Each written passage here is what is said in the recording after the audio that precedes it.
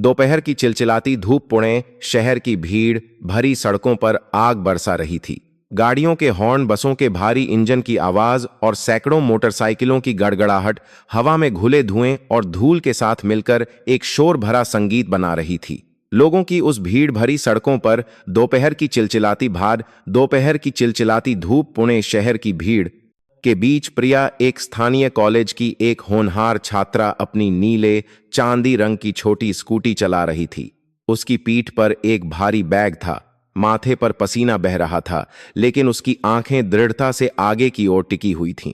हमेशा की तरह एक बड़े चौराहे के पास पहुंचकर प्रिया ने आस पास देखने के लिए धीरे धीरे अपनी स्कूटी की गति कम की।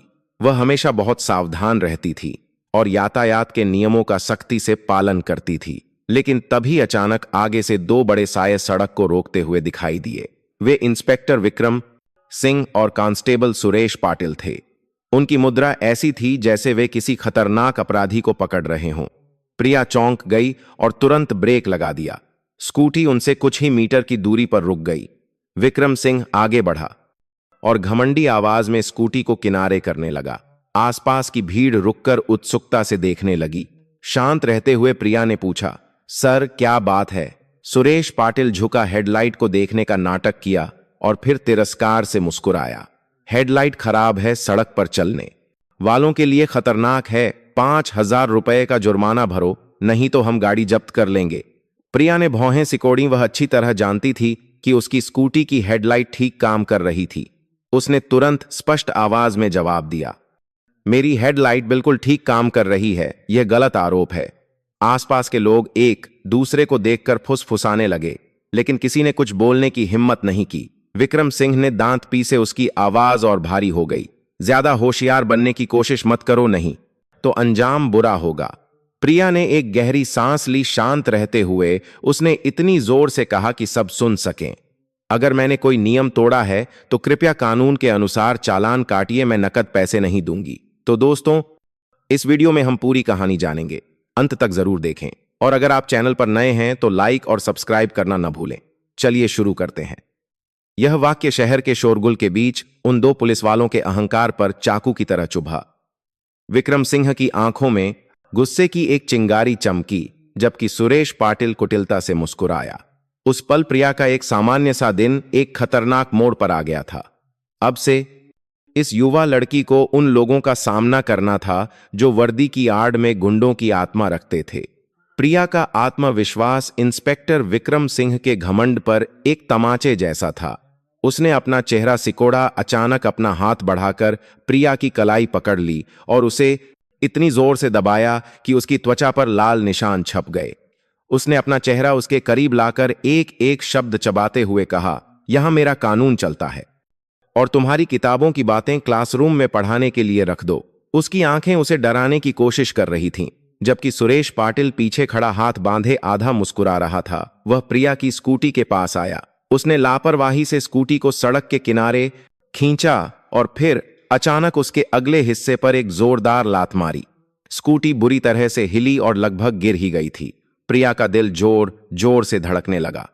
उसका गला सूख गया, लेकिन वह फिर भी बिना पीछे हटे सीधी खड़ी रही।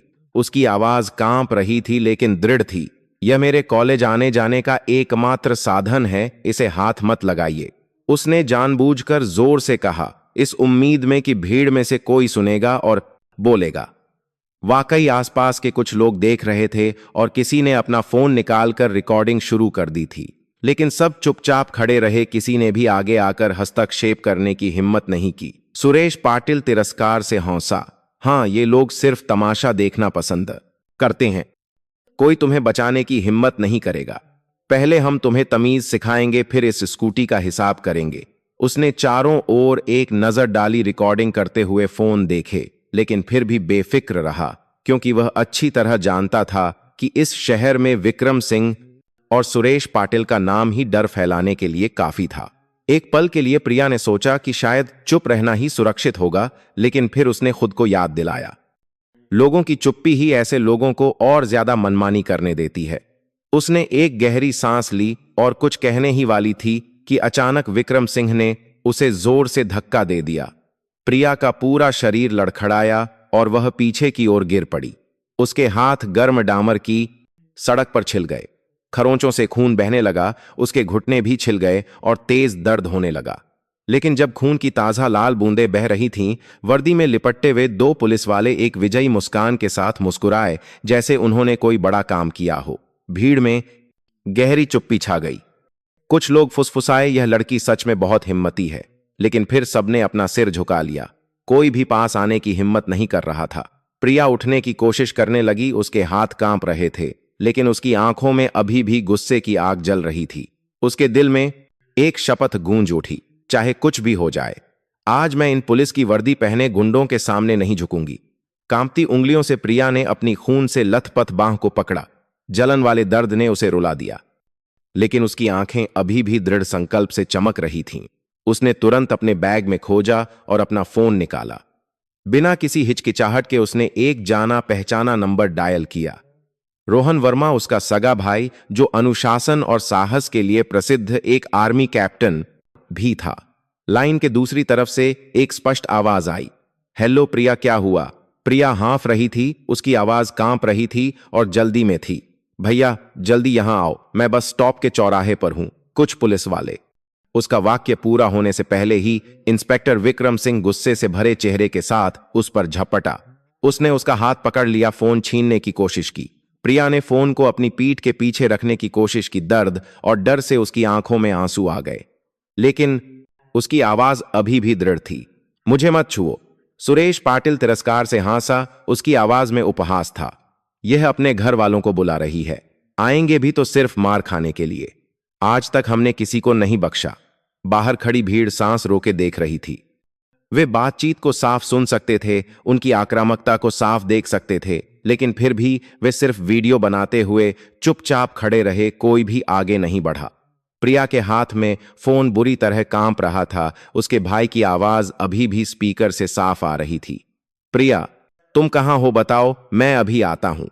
प्रिया ने अपने होंठ कसकर काट लिए और चिल्लाने की कोशिश की, भैया जल्दी यहां आओ, बस स्टॉप। वह अपनी बात पूरी भी नहीं कर पाई थी कि विक्रम सिंह ने उसके हाथ पर जोर से थप्पड़ मारा। फोन सड़क पर गिर गया। स्क्रीन चमक रही थी, कॉल अभी भी कटी नहीं थी। कैप्टन रोहन वर्मा ने हर शब्द हर आवाज साफ सुनी थी। विक्रम सिंह ने फोन उठाया, कॉल काट दी और साफ सुनी थी। फिर प्रिया के चेहरे के पास झुककर ठंडी आवाज में कहा, ठीक है, देखते हैं तुम्हारा हीरो समय पर पहुंच पाता है या नहीं। उससे पहले मैं तुम्हें एक ऐसा सबक सिखाऊंगा जो तुम जिंदगी भर याद रखोगी। प्रिया ने अपनी कोहनी पर लगे खून के धब्बे जल्दी से पोंछे, अपना सिर उठाकर उसकी आंखों में सीधे देखा और कठोर आवाज में कहा, तुम लोगों को इसकी कीमत चुकानी पड़ेगी, पुलिस की वर्दी में छिपे गुंडों। इस बात पर सुरेश पाटिल जोर से हंसा। इस लड़की की जुबान बहुत चलती है, चलो इसकी स्कूटी को पुराने गोदाम में ले चलते हैं, तब इसे पता चलेगा कि बेइज्जती क्या होती है। पुराने गोदाम के दो शब्द सुनकर भीड़ में से कुछ लोग चौंक गए। हर कोई जानता था कि वह जगह हर तरह के अवैध कामों का अड्डा थी। एक बार वहां ले जाए जाने के बाद कोई अच्छी खबर नहीं आती थी, लेकिन फिर भी सब चुप रहे, सिर झुकाए या और पीछे हट गए, जैसे उन्होंने खुद और मुसीबत के बीच एक रेखा खींच ली हो। प्रिया ने अपने होंठ इतने जोर से काटे कि खून निकल आया। उसके अंदर गुस्सा उबल रहा था। उसने मन ही मन सोचा, वे सोचते हैं कि वे मुझे एक अंधेरे कोने में धकेल सकते हैं, लेकिन मेरे भाई ने सब कुछ सुन लिया है। वह आएगा, और जब वह आएगा तो न्याय सिर्फ एक सपना नहीं रहेगा। प्रिया की स्कूटी को दोनों ने उठाकर सीधे एक पिकअप ट्रक के थूंग में रख दिया, ले जाने के लिए तैयार। वह सड़क के बीच में अकेली खड़ी थी। उसका शरीर खरोंचों से भरा था। उसके कपड़े धूल, पसीने और खून से सने थे, लेकिन उसकी आंखों में कोई डर नहीं था। उसका दिल तेजी से धड़क रहा था। सांसें तेज थीं, लेकिन डर के बजाय उसके दिल में सिर्फ जलता हुआ गुस्सा था। विक्रम सिंह एक शैतानी मुस्कान के साथ वापस आया। उसके हाथ में एक बाल्टी थी जिससे भयानक बदबू आ रही थी। प्रिया के कुछ समझने से पहले ही उसने उस बदबूदार नाले के पानी को उसके ऊपर डाल दिया। गंदा पानी बहने लगा, उसके बालों और सफेद नीले यूनिफॉर्म को भिगो दिया। सूरज की रोशनी में तेज बदबू उठ रही थी, जिससे दृश्य और भी दयनीय हो गया।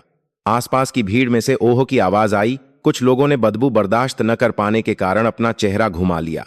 प्रिया ने ठंड और अपमान से कांपते हुए अपने दांत भींच लिए, लेकिन उसकी आंखें आग उगल रही थीं। उसने एक एक शब्द चबाकर इतनी जोर से कहा कि सब सुन सकें, तुम लोगों को इसकी कीमत चुकानी पड़ेगी। सुरेश पाटिल ने ड्राइवर को हाथ हिलाकर आदेश दिया, जल्दी से बाहर वाले पुराने गोदाम में चलो, जल्दी। पिकअप ट्रक का इंजन गर्जा। प्रिया की सबसे कीमती संपत्ति उसकी स्कूटी को लेकर घटनास्थल से चला गया। भीड़ कुछ देर तक फुसफुसाती रही और फिर एक एक करके डरपोक तरीके से चली गई। किसी ने बुदबुदाया, इन लोगों से पंगा मत लो, बहुत खतरनाक हैं। किसी ने सिर्फ सिर हिलाया और चुपचाप अपना फोन जेब में रख लिया, जैसे उसने कुछ देखा ही न हो। प्रिया सड़क पर बैठ गई। उसके छिले हुए हाथ कांप रहे थे, खून गहरा लाल हो गया था। उसके गीले कपड़े बदबू कर रहे थे, लेकिन उसकी आंखों में अभी भी विश्वास की एक चमक थी। वह विश्वास सिर्फ एक व्यक्ति पर था, रोहन वर्मा। उसका भाई, एक आर्मी कैप्टन जो कभी अन्याय बर्दाश्त नहीं करता था। लगभग 20 मिनट बीत गए, हर सेकंड अनंत काल जैसा लग रहा था। प्रिया धैर्यपूर्वक इंतजार करती रही। उसका दिल लगातार खुद को याद दिला रहा था, वह आएगा, वह निश्चित रूप से आएगा। फिर अचानक दूर से एक जानी पहचानी मोटरसाइकिल के इंजन की गड़गड़ाहट सुनाई दी। भारी और शक्तिशाली इंजन की आवाज सड़क पर गूंज रही थी, जैसे किसी तूफान का संकेत हो। प्रिया ने अपना सिर उठाया। उसकी आंखों में उम्मीद की एक किरण चमकी। एक मिलिट्री मोटरसाइकिल तेजी से आई और चौराहे के बीच में अचानक रुक गई। ड्राइवर ने अपना हेलमेट उतारा। वह रोहन वर्मा था। उसके माथे पर पसीना था, उसकी आंखें गुस्से और चिंता से भरी थीं। वह जल्दी से झुका, अपनी बहन का हाथ उठाया। कोहनी पर खून से लथपथ घाव, घुटने पर खरोंच और जोरदार धक्के से कंधे पर पड़े लाल निशान को देखा। उसने अपनी बहन के कपड़ों से आती नाले के पानी की गंध महसूस की और उसका गुस्सा आग की तरह भड़क उठा। प्रिया हाँफ रही थी, सिसकियां ले रही थी। भैया, विक्रम सिंह और सुरेश पाटिल ने मेरी स्कूटी ले ली और मुझे मारा भी। वे सामान्य पुलिस वाले नहीं हैं, उनके पीछे जरूर कोई बड़ा आदमी है। रोहन ने धीरे से सिर हिलाया, उसकी आंखें कठोर हो गईं। उसने चारों ओर देखा। कुछ लोग अभी भी दूर से देख रहे थे, लेकिन सबने अपना चेहरा झुका लिया था। कोई भी कुछ बोलने की हिम्मत नहीं कर रहा था। उसने अपने दांत भींचे। उसकी आंखों में एक सैनिक का संकल्प चमक रहा था, जो युद्ध के मैदान में जाने के लिए तैयार हो। चिंता मत करो प्रिया, आज मैं उन्हें बताऊंगा कि न्याय क्या होता है। उसने पास के एक ऑटो रिक्शा को बुलाया, अपनी बहन को सहारा देकर उसमें बिठाया और ड्राइवर को सीधे अस्पताल ले जाने के लिए कहा। इनका ख्याल रखना, खर्चा मैं दूंगा, जल्दी जाओ। अपनी बहन को ले जाते हुए ऑटो रिक्शा को दूर जाते देखकर रोहन ने अपनी मोटरसाइकिल स्टार्ट की और उस दिशा में एक तीर की तरह निकल गया, जहां उसे लग रहा था कि वर्दी में छिपे हुए गुंडे छिपे हुए हैं। मिलिट्री मोटरसाइकिल तेजी से दौड़ रही थी। उसके इंजन की गड़गड़ाहट शहर के शोर को भी दबा रही थी। रोहन वर्मा के कठोर चेहरे पर हर नस तन गई थी। उसकी आंखें एक तीर की तरह आगे की ओर टिकी हुई थीं। वह सिर्फ अपनी बहन की रक्षा करने वाला एक भाई नहीं था, बल्कि एक सैनिक था जो न्याय के दुश्मनों का सामना कर रहा था। कुछ ही मिनटों के बाद वह शहर के पुलिस मुख्यालय के गेट के सामने रुक गया। गेट पर तैनात संतरी ने गहरे रंग की सैन्य वर्दी देखकर तुरंत सावधान होकर सलाम किया। बिना समय बर्बाद किए रोहन सीधे अंदर चला गया। उसके हर दृढ़ कदम से ड्यूटी रूम में सन्नाटा छा गया। अंदर बैठे कुछ अधिकारी सिर उठाकर देखने लगे और फिर एक दूसरे से फुसफुसाने लगे। लगता है कोई आर्मी ऑफिसर है, यहां क्या करने आया है। तुरंत बाद एक मध्यम आयु का व्यक्ति, शांत दिखने वाला लेकिन चालाक आंखों वाला, अंदर के कमरे से बाहर आया। उसके चेहरे पर तनाव एक झूठी मुस्कान के नीचे छिपा हुआ था। वह एसीपी अजय राठौड़ था, विक्रम सिंह और सुरेश पाटिल का सीधा कमांडर। उसने हाथ आगे बढ़ाया, मुस्कुराते हुए कहा, स्वागत है कैप्टन। आज सेना हमारे मुख्यालय में कैसे आई? रोहन ने हाथ नहीं मिलाया, बस सीधे उसकी आंखों में देखा। उसकी आवाज स्टील की तरह कठोर थी। मैं तुरंत इंस्पेक्टर विक्रम सिंह और कांस्टेबल सुरेश पाटिल से मिलना चाहता हूं। आज सुबह इन दोनों ने मेरी बहन का रास्ता रोका, उसे मारा, उसके ऊपर नाले का पानी डाला और अवैध रूप से उसकी मोटरसाइकिल भी जब्त कर ली। यह व्यवहार गुंडों से कम नहीं है। मैं चाहता हूं कि वे तुरंत यहां पेश हों। कमरे में अचानक सन्नाटा छा गया। कुछ अधिकारियों की आंखें शर्मिंदगी से झुक गईं। किसी ने थूक निगला, कोई जल्दी से अपनी मेज पर झुक गया। अजय राठौड़ थोड़ा चौंक गया, लेकिन उसने जल्दी से एक फीकी हंसी के साथ इसे छिपा लिया। कैप्टन साहब, जरूर कोई गलतफहमी हुई होगी, हमारे लोग कभी ऐसा काम नहीं करते। हो सकता है आपकी बहन ने जल्दबाजी में कुछ गलत समझ लिया हो। रोहन ने जोर से अपना हाथ लकड़ी की मेज पर मारा। धम्म आवाज से फाइलों का ढेर हिल गया। उसकी आवाज गड़गड़ाहट जैसी थी। मैंने अपनी आंखों से अपनी बहन को घायल देखा है। यह कोई गलतफहमी नहीं है। अगर आप उन दोनों को अभी यहां नहीं लाते तो मैं खुद उन्हें ढूंढ लूंगा, और तब मेरे उन्हें वापस लाने के तरीके के लिए मुझे दोष मत देना। अजय राठौड़ के चेहरे का भाव बदल गया। झूठी मुस्कान की जगह एक ठंडी तीखी नजर आ गई। वह पास आया धीरे से, लेकिन जहरीले अंदाज में बोला, कैप्टन, यह पुलिस मुख्यालय है, कोई आर्मी कैंप नहीं। कृपया यह याद रखें। रोहन ने सीधे उसकी आंखों में देखा, स्पष्ट आवाज में कहा, और यह कोई गुंडों का अड्डा भी नहीं है, लेकिन आपके दो मातहतों ने इसे वैसा ही बना दिया है। मैं अपनी बहन के लिए किसी भी कीमत पर न्याय लेकर रहूंगा। उस पल कमरे में तनाव चरम पर था। आसपास के अधिकारी सहमे हुए थे। कोई कुछ बोलने की हिम्मत नहीं कर रहा था। बाहर गलियारे से फुसफुसाहट की आवाजें आ रही थीं। लगता है मामला बड़ा हो गया है। आर्मी कैप्टन पुलिस से भिड़ गया है। अजय राठौड़ ने एक गहरी सांस ली और फिर एक आधी अधूरी रहस्यमयी मुस्कान के साथ मुस्कुराया।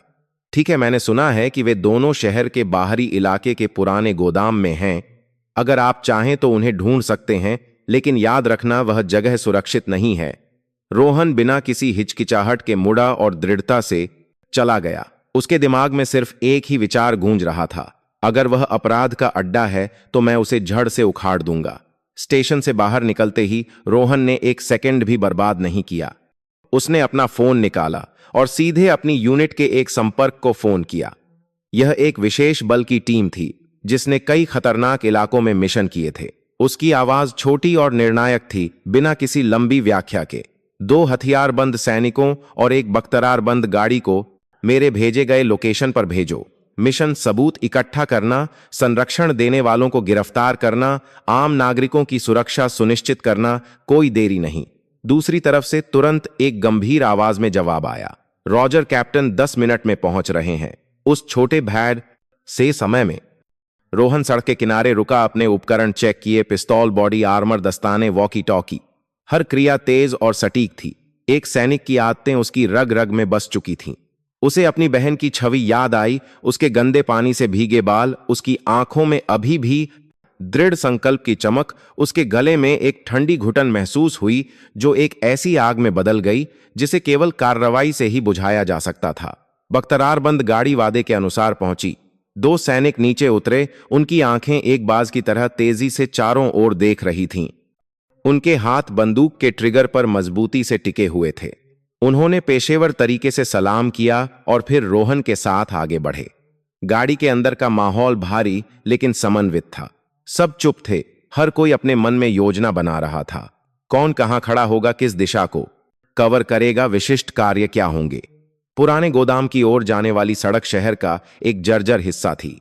एक तरफ व्यस्त व्यावसायिक क्षेत्र था, दूसरी तरफ छोटी सड़कें जो बाहर की ओर जाती थीं, जहां कारखाने और परित्यक्त गोदाम भरे हुए थे। जैसे जैसे व्यावसायिक के समय नासान करीब पहुंचे, माहौल शांत होता गया। शहर का शोर पीछे छूट गया। उसकी जगह जंग लगी घंटियों की आवाज, सीमेंट की दीवारों से टकराती पत्तियों की सरसराहट और तेल और सीलन की मिली जुली गंध ने ले ली। गोदाम की दीवारें काई से ढकी थीं, लोहे के दरवाजे जंग खाए हुए थे, फटे हुए साइन बोर्ड लटक रहे थे जो पुरानी और रहस्यमयी चीजों का ठिकाना थे। रोहन ने गाड़ी को धीरे धीरे चलाते हुए इलाके का निरीक्षण किया। दूर गोदाम के दरवाजे के बाहर कुछ लोग खड़े थे जो लापरवाही से पहरा दे रहे थे। उनके हाथों में लाठियां और लोहे की छड़ें थीं। उनके चेहरे नींद की कमी और धमकियों से भरी जिंदगी के कारण कठोर थे। एक ने बख्तरार बंद गाड़ी को देखकर हाथ हिलाया, आत्मविश्वास दिखाने की कोशिश की। रोहन ने हर एक को ध्यान से देखा। ये सिर्फ छोटे मोटे गुंडे नहीं थे, यह एक संगठित नेटवर्क था जिसे सत्ता में बैठे लोगों का संरक्षण प्राप्त था। वह गोदाम के गेट के सामने रुका और इंजन बंद कर दिया। हवा दीवारों की दरारों से होकर गुजर रही थी, अपने साथ धूल और लोहे की गंध ला रही थी। दोनों सैनिकों ने अपने गोला बारूद को फिर से जांचा, अपने कवच को बंद किया और वॉकी टॉकी के माध्यम से कमांडर से संपर्क किया। रोहन ने झुककर कुछ अंतिम आदेश फुसफुसाए। कौन दरवाजे के पास रहेगा, कौन बाईं ओर से जाएगा, कौन पीछे से कवर करेगा। मिशन गिरफ्तारी करना है, अनजाने में किसी को हताहत नहीं करना, गवाहों की रक्षा करना, सबूत इकट्ठा करना। कार्रवाई से पहले उसने आसमान की ओर देखा। एक पल की शांति, जैसे किसी तूफान की तैयारी हो। उसके दिल में अब डर के भात है दो पर लिए कोई जगह नहीं थी। उसकी जगह एक ठंडी शांति थी, जो सैन्य अनुशासन और भाई के प्यार से बनी थी। उसने अपना कवच पहना, पट्टियों को कसकर बांधा, एक गहरी सांस ली और फिर अपनी टीम को गोदाम के गेट की ओर बढ़ने का इशारा किया। लोहे का दरवाजा एक खतरनाक दरार की तरह थोड़ा खुला था और अंदर से तिरस्कार भरी हंसी की आवाजें गूंज रही थीं। यह संकेत देते हुए कि दुश्मन इंतजार कर रहा था। गोदाम का दरवाजा चरमराते हुए खुला, जंग लगी चीख की आवाज जैसे धातु को फाड़ा जा रहा हो, जो उस उजाड़ जगह में गूंज उठी। कमजोर रोशनी बाहर आई, जिससे अंदर घूमते हुए लोगों की धुंधली परछाइयां दिखाई दीं। सीलन सिगरेट के धुएं और तेल की गंध मिलकर इतनी तीखी थी कि सांस लेना मुश्किल हो रहा था। दरवाजे के ठीक सामने 5-6 पहरेदार खड़े थे। उनके हाथों में लोहे की छड़ें, लकड़ी के डंडे और पेले के डंडे, दांतों में 5 छदा है, यहां तक कि चमकती हुई चापड़ें भी थीं। एक ने तिरस्कार से हौंसते हुए घमंडी आवाज में कहा, अरे तो सेना वाले भी यहां आने की हिम्मत कर गए। यह जगह विक्रम सिंह और सुरेश पाटिल की है, वापस चले जाओ, नहीं तो जान से हाथ धो बैठोगे। रोहन ने कोई जवाब नहीं दिया, बस चुपचाप एक और कदम आगे बढ़ाया। उसकी आंखें चाकू की तरह ठंडी और तेज थीं। उसके पीछे चल रहे 2 सैनिक तुरंत दोनों तरफ फैल गए, एक घेरा बनाते हुए। बख्तरार बंद गाड़ी पीछे धीरे धीरे इंजन चालू रखे हुए थी, जैसे एक चेतावनी दे रही हो। आज सत्ता वर्दी में छिपे गुंडों के हाथ में नहीं थी। गिरोह का सरगना जोर से हंसा। उसने हाथ हिलाकर इशारा किया और तुरंत अंधेरे से 10 से ज्यादा आदमी बाहर निकल आए। उनके पैरों की धमक और लाठियों के आपस में टकराने की खनक सुनाई दी। हवा इतनी घनी और तनावपूर्ण हो गई थी कि जैसे फटने वाली हो।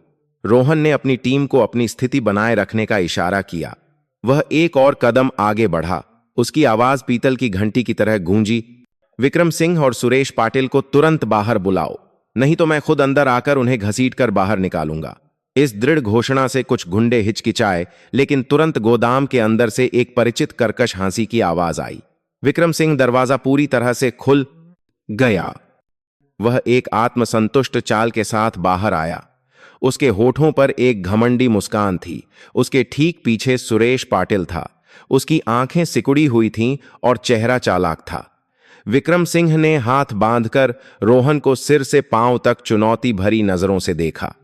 अच्छा, तो यह उसमें भात बांधकर नौती भरी नजरों से देखा।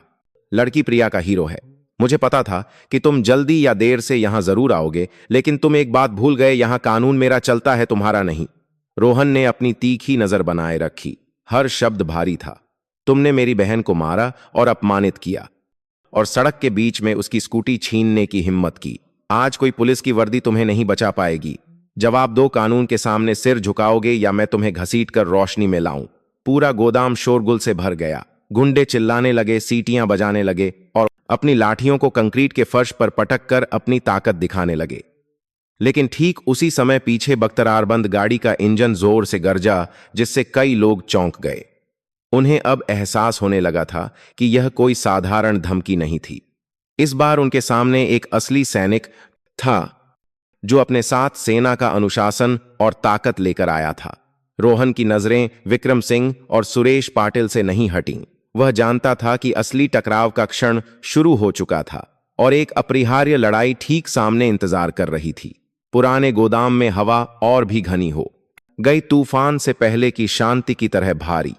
लोहे की छड़ों के कंक्रीट के फर्श पर पटकने की खनक, सीटियों की आवाज और चिल्लाहट की मिली जुली आवाजें गूंज उठीं, जो एक ऐसी ध्वनि की दीवार बना रही थीं जो सब कुछ निगल जाना चाहती थी। रोहन ने एक गहरी सांस ली। उसका हाथ धीरे से पिस्तौल के बट पर था, लेकिन उसने उसे अभी तक निकाला नहीं था। उसकी आंखों ने अंधेरे गोदाम का जायजा लिया और फिर विक्रम सिंह और सुरेश पाटिल पर रुक गईं। वे दोनों बीच में अकड़कर खड़े थे, जैसे वे अंडरवर्ल्ड के डॉन हों। वह आगे बढ़ा। उसकी आवाज गूंज उठी, यह आखिरी मौका है। तुम दोनों हथियार डाल दो, अपना जुर्म कबूल कर लो, नहीं तो मुझे दोष मत देना। विक्रम सिंह जोर से हंसा, उसकी कर्कश हंसी में उपहास भरा था। जुर्म कबूल करूं, यहां सिर्फ एक ही कानून है, मेरा कानून, और तुम नकली सैनिक। आज तुम्हें पता चलेगा कि नरक क्या होता है। उसने अपनी ठोड़ी से इशारा किया और तुरंत लगभग 20 गुंडे एक साथ रोहन और 2 सैनिकों की ओर दौड़ पड़े। लाठियां, चाकू और लोहे की छड़ें धुंधली रोशनी में चमक रही थीं। फॉर्मेशन में रहो, रोहन ने जोर से आदेश दिया।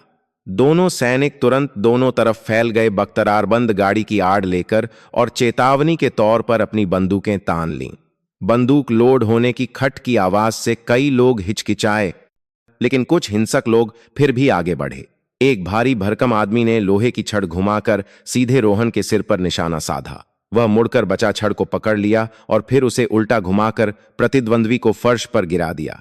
एक और आदमी पीछे से झपटा, उसकी बात पठा दीजेन है बात के डूस को बात चापड़ चमक रही थी। रोहन आधा घूमा और उसकी कोहनी से उसके चेहरे पर एक उल्टा वार किया। उसकी नाक से खून बहने लगा और वह लड़खड़ा कर गिर गया। बाकी गुंडे यह देखकर और भी जोर से चिल्लाने लगे। लोहे की छड़ें कवच पर टकराकर खट्टाक की आवाज कर रही थीं। रोहन के साथ आए सैनिकों ने हवा में गोली चलाई। कान फाड़ देने वाली धमाके की आवाज गूंजी गोदाम की छत से। धूल गिरने लगी। गुंडे कुछ सेकंड के लिए रुक गए, उनकी आंखों में डर था, लेकिन विक्रम सिंह ने चिल्लाया, डरो मत, यह सिर्फ डरा रहा है, आगे बढ़ो। इस चिल्लाहट से लड़ाई फिर से भड़क उठी। चाकू और लाठियां हवा में लहराने लगीं। चीख, पुकार और हांफने की आवाजें एक हॉर्न लॉन में मिल गईं। इस लड़ाई के बीच सुरेश पाटिल चुपके से पीछे से आया। उसके हाथ में एक लंबी लोहे की छड़ थी और उसने सीधे रोहन की पीठ पर निशाना साधा, लेकिन रोहन ने समय पर प्रतिक्रिया दी। रोहन ने घूमकर अपने पैर से जोर से मारा, जिससे सुरेश पाटिल बुरी तरह से गिर गया। लोहे की छड़ कंक्रीट के फर्श पर जोरदार आवाज के साथ गिरी। रोहन ने तुरंत उसका हाथ पकड़ लिया, उसे पीछे की ओर मोड़ दिया। सुरेश पाटिल दर्द से चिल्लाया, आहा दो मकी, छोड़ो मुझे। विक्रम सिंह दहाड़ते हुए सीधे आगे बढ़ा। उसके 2 मुक्के हथौड़े की तरह नीचे आए। रोहन ने सुरेश पाटिल को छोड़ा, घूमकर मुक्के को रोका और फिर एक बिजली की तेजी से प्रतिद्वंद्वी के पेट में लात मारी। टक्कर की आवाज इतनी जोरदार थी कि पूरा गोदाम हिल गया। विक्रम सिंह लड़खड़ाया, उसका चेहरा पीला पड़ गया, लेकिन वह अभी भी गिरा नहीं था। उसी पल गोदाम के अंदर से एक गहरी ठंडी आवाज आई, बस करो, रुक जाओ। गुंडे तुरंत पीछे हट गए, चुप हो गए। अंधेरे से एक बड़ा सा आदमी बाहर आया, एसीपी अजय राठौड़। उसके चेहरे पर आधी मुस्कान और आधी ठंडक थी। उसकी चालाक आंखें सीधे रोहन को देख रही थीं। कैप्टन, तुम सच में बहुत हिम्मती हो, लेकिन अफसोस यह तुम्हारा युद्ध का मैदान नहीं है। गोदाम में हवा जैसे जम गई। असली लड़ाई अब अपने सबसे तनावपूर्ण दौर में प्रवेश कर चुकी थी।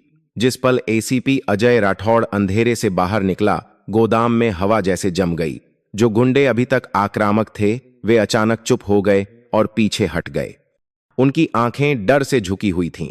वे अच्छी तरह जानते थे कि जो व्यक्ति अभी सामने आया था, वह सिर्फ विक्रम सिंह और सुरेश पाटिल का बॉस नहीं था, बल्कि वह सत्ता की ढाल था जो उनके हर क्रूर कृत्य को बचाता था। रोहन ने अपनी आंखें सिकोड़ी, उसकी हर कृत्य को बाकसी मांसपेशी एक तनी हुई डोरी की तरह तन गई थी। उसे पहले से ही शक था और अब सच्चाई साफ थी कि उसकी बहन ने जो कुछ भी सहा था, वह सिर्फ कुछ भ्रष्ट पुलिस वालों की मनमानी नहीं थी, बल्कि एक सड़ा हुआ नेटवर्क था, जिसका मुखिया उसके सामने खड़ा एसीपी था। अजय राठौड़ ठंडी मुस्कान के साथ मुस्कुराया। उसकी आवाज धीमी थी, लेकिन धमकी से भरी थी। कैप्टन, मैं तुम्हें सलाह दूंगा कि अपनी हद में रहो। क्या तुम सोचते हो कि कुछ सैनिक और एक बख्तरारबंद गाड़ी इस शहर को हिला सकती है? यहां मैं ही कानून हूं। रोहन आगे बढ़ा, उसकी आंखों में आग जल रही थी। कानून? कौन सा कानून? तुम्हें अपने मातहतों को, आम नागरिकों पर हमला करने, सड़क पर एक महिला का अपमान करने, संपत्ति लूटने की इजाजत देता है? कौन सा कानून पुलिस को गुंडा बनाता है? ये सवाल हथौड़े की तरह लगे। कुछ गुंडों ने एक दूसरे को डर से देखा, उनके मन में डर समा गया। विक्रम सिंह ने दांत पीसकर चिल्लाया, चुप रहो। एसीपी साहब, यहां के मालिक हैं तुम। जैसे घटिया सैनिक क्या जानो, लेकिन उसकी चीख ने सच्चाई को और भी उजागर कर दिया। रोहन एक और कदम आगे बढ़ा। उसका हाथ पिस्तौल के बट पर था। उसकी आवाज स्पष्ट थी, अजय राठौड़, अब तुम कानून के रखवाले नहीं हो, तुम उन लोगों के साथ विश्वासघात कर रहे हो जिनकी तुम्हें रक्षा करनी चाहिए थी, और आज तुम्हें इसकी कीमत चुकानी पड़ेगी। पूरे गोदाम में एक तिरस्कार भरी हौंसी गूंज उठी। एसीपी राठौड़ ने धीरे धीरे अपने दस्ताने उतारे और 3 बार ताली बजाई। तुरंत अंधेरे कोनों से लगभग 10 और गुंडे सामने आए। उनके हाथों में पिस्तौलें और चाकू थे। ठंडे स्टील की चमक अंधेरे में चमकी। तुम सच में बहुत हिम्मती हो कैप्टन, लेकिन क्या हिम्मत तुम्हें इस जगह से बचा पाएगी? अगर तुम चुपचाप वापस चले जाओ तो मैं तुम्हें एक मौका दूंगा, लेकिन अगर तुम जिद करते हो तो तुम्हारी बहन को और भी दर्द सहना पड़ेगा। उसने अपनी आवाज धीमी कर ली, लेकिन हर शब्द हवा में चाकू की तरह चुभ रहा था। प्रिया का नाम सुनते ही रोहन का खून खौल उठा। उसे अपनी बहन की भीगी हुई आंखें, नाले के पानी से भीगे बाल, फोन पर उसकी सिसकियां याद आईं। गुस्सा और प्यार मिलकर एक हो गए और उसकी आंखों में एक ऐसा दृढ़ संकल्प जला दिया जिसे कोई नहीं हिला सकता था। उसने गुर्राते हुए कहा, चाहे कितने भी लोग मेरे खिलाफ हों, मैं तुम्हें और तुम्हारे शिकारी कुत्तों को रोशनी में खींच कर लाऊंगा, क्योंकि मैं अपने लिए नहीं लड़ रहा हूं, मैं न्याय के लिए लड़ रहा हूं, निर्दोष लोगों के लिए और अपनी बहन के लिए। रोहन की आवाज पूरे गोदाम में गूंज उठी, जिससे तनावपूर्ण माहौल हिल गया। एसीपी राठौड़ ने धीरे धीरे अपनी कमर से एक पिस्तौल निकाली, उसे अपने हाथ में घुमाया और एक फीकी मुस्कान के साथ मुस्कुराया। तो फिर देखते हैं तुम्हारा न्याय कितना शक्तिशाली है। उसी पल बंदूकें एक साथ रोहन और 2 सैनिकों पर तन गईं। पूरा गोदाम सन्न रह गया। एक सच्चे सैनिक और अंधेरे में छिपे एक गद्दार के बीच निर्णायक लड़ाई आधिकारिक तौर पर शुरू हो चुकी थी। पुराने गोदाम में हवा इतनी घनी हो गई थी कि जैसे फटने वाली हो। धातु के टकराने की आवाज, बंदूक लोड होने की खट खट की आवाज डरावनी लग रही थी। 1 दर्जन से ज्यादा बंदूकें एक साथ रोहन और उसके साथ खड़े 2 सैनिकों की ओर तनी हुई थीं, लेकिन तीनों बिल्कुल भी नहीं डरे। उनकी आंखें ठंडी और तीखी थीं और उनके शरीर तैयार मुद्रा में थे। एसीपी अजय राठौड़ धीरे धीरे आगे बढ़ा। उसके हाथ में पिस्तौल की स्टील की चमक चमक रही थी। उसकी आवाज घमंड से भरी थी। कैप्टन, यह आखिरी मौका है, हथियार डाल दो, मैं तुम्हें चुपचाप जाने दूंगा। और अगर नहीं। उसने अपनी आंखें सिकोड़ी और अपने आदमियों को इशारा किया, जिनकी उंगलियां ट्रिगर पर कस गईं। रोहन ने एक गहरी सांस ली और फिर अचानक अपना दाहिना हाथ ऊपर उठाया, लेकिन बंदूक छोड़ने के बजाय वह जोर से चिल्लाया, एक्शन। तुरंत दोनों सैनिक एक साथ दोनों तरफ लुढ़क गए, बख्तरार बंद गाड़ी के पीछे छिप गए। कान फाड़ देने वाली गोलियों की आवाज, गूंजी आग की लपटों ने पूरे गोदाम को रोशन कर दिया। पहली गोली रोहन के कंधे के पास से गुजरी, लेकिन वह पीछे नहीं हटा। वह सीधे आगे बढ़ा, लकड़ी के बक्सों और लोहे के खंभों को ढाल के रूप में इस्तेमाल करते हुए। एक गुंडा चाकू लेकर आगे बढ़ा। रोहन ने एक बिजली की तेजी से लात मारी। वह आदमी बुरी तरह से गिर गया। चाकू दूर जा गिरा। गोलियों की आवाज अभी भी लगातार आ रही थी। गोलियां दीवारों में धंस रही थीं, सीमेंट की धूल हवा में उड़ रही थी। लेकिन सैनिकों ने जवाबी कार्रवाई शुरू कर दी थी। बख्तरारबंद गाड़ी के पीछे से उन्होंने सटीक निशाना साधते हुए गोलियां चलाईं, जिससे कुछ गुंडे घबरा गए, गिर गए या हथियार फेंककर भाग गए। सुरेश पाटिल ने स्थिति को बिगड़ते देखा और जल्दी से एक बक्से के पीछे छिपाई हुई आंख 47 उठाने के लिए दौड़ा, लेकिन रोहन उससे तेज था। वह सीमेंट के फर्श पर फिसलते हुए आगे बढ़ा और उसकी बंदूक ने सीधे उसकी कलाई पर निशाना साधा। धाड़ धाड़ सारे की बंदूक जोरदार आवाज के साथ गिर गई। सुरेश पाटिल अपना हाथ पकड़कर जोर से चिल्लाने लगा। इस बीच विक्रम सिंह एक घायल जानवर की तरह दहाड़ा और लोहे की छड़ लेकर झपटा। उसने सीधे रोहन के सिर पर वार किया। रोहन ने अपना हाथ उठाकर वार को रोका। जोरदार टक्कर से उसकी बांह की हड्डी सुन्न हो गई, लेकिन उसने तुरंत अपनी कोहनी से उसकी ठोड़ी पर जवाबी हमला किया। विक्रम सिंह पीछे की ओर गिर गया। उसके मुंह के कोने से खून बहने लगा। एसीपी राठौड़ अभी भी वहीं खड़ा था। उसकी आंखें ठंडी थीं और उसने अपनी बंदूक सीधे रोहन के सिर पर तान रखी थी। उसने ट्रिगर दबाया। धाड़ गोली हवा को चीरती हुई आई। जीवन और मृत्यु के उस पल में रोहन समय पर घूमकर बच गया। गोली सिर्फ उसके कवच के पास से गुजरी और एक जली हुई लकीर छोड़ गई। उसने अपना सिर उठाया। उसकी आंखें आग की तरह चमक रही थीं और वह चिल्लाया, न्याय कभी भी अंधेरे के कमना के सामने सिर नहीं झुकाता। उसने सीधे निशाना साधा और ट्रिगर दबाया। गोली गई और राठौड़ की बंदूक पर लगी। उसे दूर फेंक दिया। पूरा गोदाम स्तब्ध रह गया। बचे हुए गुंडे घबरा गए, उनके हाथों में बंदूकें कांप रही थीं और वे अब ट्रिगर दबाने की हिम्मत नहीं कर रहे थे। उसी पल दूर से सायरन की आवाज आने लगी, हवा में फैला तनाव टूट गया। भ्रष्टाचार निरोधक बल की विशेष गाड़ियां लाल नीली बत्तियां चमकाते हुए तेजी से आईं। लाउडस्पीकर से आवाज गूंजी, सब हथियार डाल दो, तुम सब घिर चुके हो। गोदाम का दरवाजा हिल गया जब विशेष बल की टीम अंदर घुसी। गुंडे डर के मारे अपने हथियार जमीन पर फेंककर हाथ ऊपर उठाकर आत्मसमर्पण करने लगे। एसीपी राठौड़ कुछ कदम पीछे हटा, उसका चेहरा पीला पड़ गया। वह गुस्से से दहाड़ा, यह नहीं हो सकता। उन्हें कैसे पता चला? रोहन आगे बढ़ा। उसकी बंदूक अभी भी उसके हाथ में मजबूती से थी, उसकी आवाज बर्फीली थी। क्योंकि न्याय हमेशा गद्दारों को ढूंढ लेता है, आज तुम बच नहीं सकते अजय राठौड़। सायरन की आवाज पुराने गोदाम क्षेत्र में गूंज रही थी, लाल नीली बत्तियों की चमक के साथ मिलकर पूरा बाहरी इलाका जैसे जाग उठा था। विशाल लोहे का दरवाजा खुल गया और भ्रष्टाचार निरोधक बल की विशेष टीमें काले कवच और राइफलें ताने हुए एक साथ अंदर घुसीं। जूतों की धमक और आदेशों की गूंज सुनाई दी। सब अपनी जगह पर खड़े रहो, हथियार नीचे डाल दो, हाथ ऊपर करो। विक्रम सिंह के गुंडे, जो पहले जंगली जानवरों की तरह हिंसक थे, अब कांप रहे थे। किसी ने जल्दी से लाठी फेंकी, किसी ने घबराकर चाकू छोड़ दिया, कुछ के चेहरे पीले पड़ गए और वे तुरंत सीमेंट के फर्श पर घुटनों के बल बैठ गए। धातु के गिरने की खनक और चिल्लाहट की मिली जुली आवाजें थीं। सुरेश पाटिल अपना खून बहता हाथ पकड़े भागने का रास्ता खोजने के लिए पीछे की ओर खिसकने की कोशिश कर रहा था, लेकिन दो विशेष बल के अधिकारियों ने उस पर झपट्टा मारा। बिजली की तेजी से उसे पेट के बल गिरा दिया, उसके हाथ पीछे मोड़ दिए और ठंडी हथकड़ियां उसकी कलाई पर कस दीं। वह चिल्लाया, लेकिन उसकी चीख गंभीर आदेशों के बीच दब गई। विक्रम सिंह अलग था, भले ही उसके मुंह के कोने पर खून लगा था। वह अभी भी एक फंसे हुए जानवर की तरह छटपटा रहा था और गुर्रा रहा था। उसने एक विशेष बल के अधिकारी से बंदूक छीनने की कोशिश की, लेकिन एक पल में ही बंदूक के बट से एक बार उसके कंधे पर पड़ा और वह गिर गया। हथकड़ियों के बंद होने की खट की आवाज आई, साफ और निर्णायक। इस बीच एसीपी अजय राठौड़ ने शांत रहने की कोशिश की। उसने अपने दोनों हाथ ऊपर उठाए, लेकिन उसकी आंखों में अभी भी चालाकी साफ दिख रही थी। वह तिरस्कार से हौंसा धीमी आवाज में बोला, क्या तुम लोगों को पता है कि तुम किसे गिरफ्तार कर रहे हो? मैं एक एसीपी हूं, मेरे पास अधिकार हैं। एक भ्रष्टाचार निरोधक अधिकारी ठंडेपन से आगे बढ़ा और गिरफ्तारी का वारंट दिखाया जिस पर लाल मुहर लगी थी। अजय राठौड़, आपको भ्रष्टाचार, सत्ता के दुरुपयोग और अपने मातहतों को आम नागरिकों पर हमला करने और संपत्ति लूटने का निर्देश देने के आरोप में गिरफ्तार किया जाता है। अब आप एसीपी नहीं बल्कि एक आरोपी हैं। सब कुछ अदालत में तय होगा।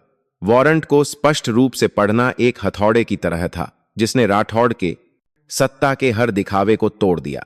कुछ विशेष बल के अधिकारियों ने तुरंत उसे काबू में किया, जमीन पर पड़ी बंदूक छीन ली और उसके दोनों हाथों में हथकड़ी लगा दी। पहली बार उस घमंडी चेहरे का रंग उड़ गया और उस पर एक कांपती हुई झलक दिखाई दी। रोहन चुपचाप यह सब देख रहा था। उसकी आंखें नहीं हटीं, उसके दिल में एक ही समय में ठंडक और गर्मी का एहसास हुआ। ठंडक क्योंकि सच्चाई सामने आ गई थी, पुलिस की वर्दी में छिपे लोग अपराधी बन गए थे। गर्मी क्योंकि अंत सारे बता है कि सप्ता है, ये भाता है, दिकले का है में न्याय वास्तव में प्रकट हुआ था। नारों के माध्यम से नहीं बल्कि कार्रवाई के माध्यम से। पत्रकार आ गए, कैमरों की फ्लैशलाइट चमकने लगी जो हर ऐतिहासिक पल को कैद कर रही थी। एक पत्रकार ने जोर से चिल्लाया, कैप्टन, क्या आप बता सकते हैं कि आप इस मामले में क्यों शामिल हुए? रोहन ने कैमरे में देखा, उसकी आवाज गहरी और दृढ़ थी। मैंने यह अपने लिए नहीं किया, मैंने यह अपनी बहन के लिए किया, उन निर्दोष लोगों के लिए जिन्हें सताया गया था, और न्याय के लिए। अगर हर कोई ना खड़ा होने की हिम्मत करे तो कोई भी सत्ता का इस्तेमाल करके लोगों पर अत्याचार नहीं कर पाएगा। अचानक तालियों की गड़गड़ाहट गूंज उठी। लोग आ गए थे। जो लोग सुबह डर से कांपते हुए वीडियो बना रहे थे, वे अब हिम्मत से चिल्ला रहे थे, न्याय अमर रहे, इन सबको पकड़ो। इस गूंजती आवाज ने विशेष बल की टीम को और भी दृढ़ बना दिया।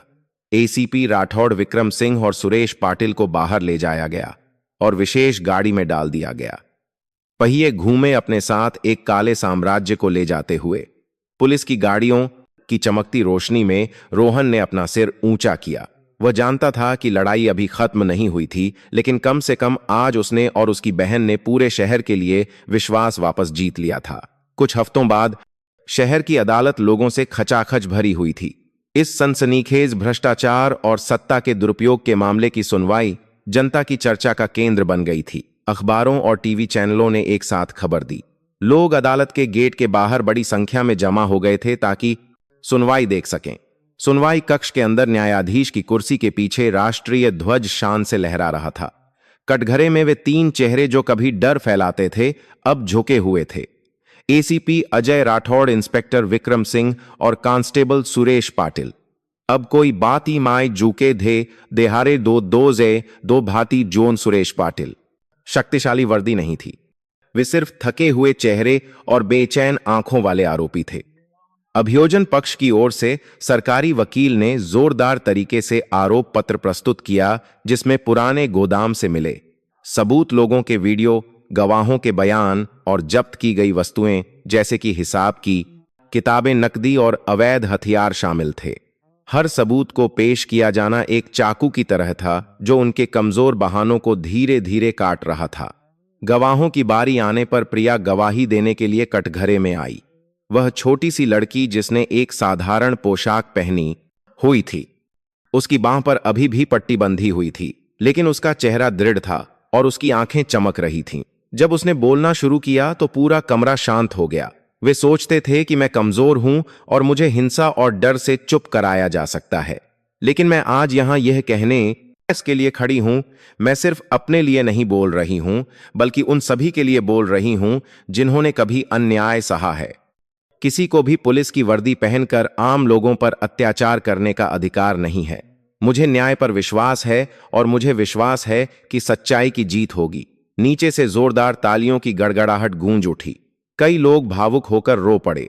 न्यायाधीश को व्यवस्था बनाए रखने के लिए हथौड़ा बजाना पड़ा। बचाव पक्ष की बारी आने पर वकील ने यह कहकर बचाने की कोशिश की कि आरोपियों की कार्रवाई सिर्फ ड्यूटी के दौरान की गई एक अति थी, लेकिन लोगों के फोन से लिए गए वीडियो को बड़ी स्क्रीन पर दिखाए जाने पर सभी बहाने धरे के धरे रह गए। प्रिया को धक्का दिए जाने, उस पर नाले का पानी डाले जाने की तस्वीरें और सड़क पर उसकी चीखें, सब कुछ जीवंत प्रमाण था। अंत में न्यायाधीश खड़े हुए, उनकी आवाज गंभीर और कठोर थी। सभी सबूतों और गवाहियों पर विचार करने के बाद अदालत इस निष्कर्ष पर पहुंची है कि आरोपी अजय राठौड़ भ्रष्टाचार, सत्ता के दुरुपयोग और अपने मातहतों को लोगों पर हमला करने के लिए संरक्षण देने का दोषी है। आरोपी विक्रम सिंह और सुरेश पाटिल जानबूझकर चोट पहुंचाने और संपत्ति लूटने के दोषी हैं। अदालत अजय राठौड़ को 15 साल की कैद, विक्रम सिंह को 12 साल और सुरेश पाटिल को 10 साल की कैद की सजा सुनाती है। सभी को उनकी रैंक से बर्खास्त किया जाता है और हमेशा के लिए इस विभाग में किसी भी पद पर रहने से प्रतिबंधित किया जाता है। हथौड़े की आवाज एक अंधेरे युग के अंत का प्रतीक थी। पूरे सुनवाई कक्ष में जयकारे गूंज उठे। लोग खुशी से रोते हुए एक दूसरे को गले लगा रहे थे। पत्रकारों ने जल्दी से हर ऐतिहासिक पल को कैद कर लिया। प्रिया ने मुड़कर अपने भाई रोहन को देखा, उसकी आंखें चमक रही थीं। उसने मुस्कुराकर सिर हिलाया। वह जानती थी कि अगर उसका साहसी सैनिक भाई नहीं होता तो आज शायद न्याय प्रकट नहीं होता। लेकिन रोहन ने धीरे से कहा, असली विजेता तुम हो क्योंकि तुम चुप नहीं रही। उस दिन अन्याय के खिलाफ लड़ने वाली उस युवा लड़की की कहानी पूरे देश में फैल गई। लोगों ने उसे न्याय का प्रतीक कहा और तब से उस शहर के दिल में, जो कभी डर में डूबा हुआ था, एक नया विश्वास पनपने लगा। न्याय वास्तव में मौजूद है अगर हम में खड़े होने का साहस हो। इस नाटकीय और सार्थक कहानी को पूरा देखने के लिए आप सभी दर्शकों का हृदय से धन्यवाद। आपका समर्थन ही हमारे लिए प्रेरणा का सबसे बड़ा स्रोत है, ताकि हम ऐसी ही सच्ची, मार्मिक और प्रेरणादायक कहानियां लाते रहें। आपका हर व्यू, हर कमेंट और हर शेयर इस बात का प्रमाण है कि न्याय, सच्चाई और साहस का हमेशा सम्मान किया जाता है। उम्मीद है कि आज की कहानी ने हर किसी में एक मजबूत विश्वास जगाया होगा। जब हम खड़े होने की हिम्मत करते हैं तो बुराई कभी नहीं जीत सकती। एक बार फिर सभी दर्शकों का गहरा आभार। लाइक, शेयर और सब्सक्राइब करना न भूलें ताकि आप हमारी अगली यात्राओं में हमारे साथ रह सकें। चेतावनी, इस वीडियो में काल्पनिक सामग्री है जो कहानी कहने की प्रकृति की है, और यह क्राइम थ्रिलर शैली से प्रेरित है। कुछ हिंसक छवियां और घटनाएं मनोरंजन के उद्देश्य से बनाई गई हैं और वास्तविक घटनाओं को नहीं दर्शाती हैं। 16 वर्ष से कम आयु के दर्शकों को बड़ों के मार्गदर्शन में देखना चाहिए। महत्वपूर्ण नोट यह दर्शाती हैं, दोन सात के दौर एक में आ थ्रिलर शैली से प्रेरित है। कहानी पूरी तरह से काल्पनिक है और इसे मनोरंजन और समाज को एक काल्पनिक तरीके से प्रतिबिंबित करने के उद्देश्य से बनाया गया है। इसका उद्देश्य किसी भी व्यक्ति, संगठन या बल, विशेष रूप से पुलिस विभाग या सरकारी एजेंसियों पर हमला करना, उन्हें बदनाम करना या उनका अपमान करना नहीं है। यदि वास्तविकता में किसी घटना या चरित्र के साथ कोई समानता है तो यह पूरी तरह से संयोग है और अनजाने में है। हम आशा करते हैं कि पाठक और अधिकारी इस रचना की रचनात्मक भावना को समझेंगे और सही ढंग से लेंगे। दोस्तों, आप सब कहां से हमारा ये वीडियो देख रहे हैं, कमेंट करके जरूर बताइए। आपको आज की यह कहानी कैसी लगी? मेरी यही कामना है कि आप सब जहां भी रहें हमेशा सुरक्षित और खुश रहें। ईश्वर आप पर अपनी कृपा बनाए रखे। अगर आपके पास भी ऐसी कोई दिलचस्प कहानी है तो कमेंट्स में हम सबके साथ जरूर साझा करें। हमें आपकी कहानियां पढ़कर बहुत खुशी होगी।